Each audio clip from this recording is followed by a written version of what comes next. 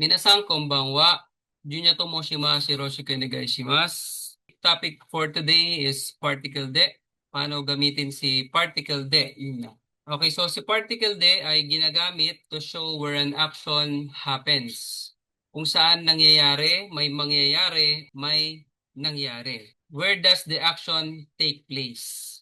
And pangalawa nating topic na particle de is about transportation vehicle. Okay, hajimete ikimashou. Okay, ito po yung ating pattern. Topic wa, time particle ni, place of action, particle de, kung saan may nangyari or may mangyayari, object, particle o, and verb. Sundan lang natin yung pattern min na. Place of action muna tayo. I wait for the bus at the station at 9 p.m. Okay, una, watashi wa, topic. Sunod, 9 o'clock, particle ni, kuji ni. Next, saan po yung nangyayari na naghihintay siya, place of action, particle de sa station, eki.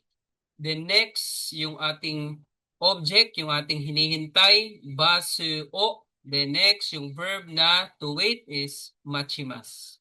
Okay, nakabuo na tayo ng sentence na, watashi wa kuji ni eki de basu o machimasu. Topic, particle wa, time, particle ni, vehicle naman tayo, mina, tapos na tayo sa place of action. Particle de again, place, particle e, and the verb ikimasu, kairimasu, and kimasu. Transportation vehicle, I went to island by boat at 3 p.m. Okay, ito po ay by. Okay, una, watashi wa, the topic. The next time, 3 o'clock, sanji ni. Next, vehicle, yung sasakyan. Pune de, put particle de, and place. Shima, island, shima e, then verb went, past tense, ikimashita. Watashi wa sanji ni pune de shima e ikimashita. Okay, minasang ito past tense to, ikimashita. Okay, next, paano gamitin ang masenka and masho? Masenka is when you invite someone or suggest doing something politely. Okay, so ito ay negative invitation to someone or pwede rin naman siyang suggest doing something politely. Ito po ay meaning niya is would you like to or won't you? Example, would you like to walk in the park? Koen o sampo, negative lang, shimasen ka?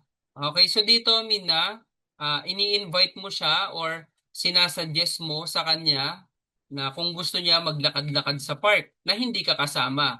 Or pwede rin siyang maging, pag nilagay niyo po ng issue ni, pwede siyang maging together with, kasama ka. Issue ni Koeno, sampo shimasen ka, kasama kang maglalakad na in-invite mo siya. Pero kung wala namang ganun, Koeno, sampo shimasen ka, inaalok mo lang siya kung gusto niya maglakad sa park. Masho, suggest an action and you are part of the action. So kapag masho namin na, kasama ka rito. Kasama po yung speaker na gagawa ng action. So ang meaning ng masho is let's do. Example, let's review Japanese together tonight. Okay. Konban, tonight, isho ni together, Nihongo fukushu den shimashou. Okay, owarimashita minna. So, ja, mata ne.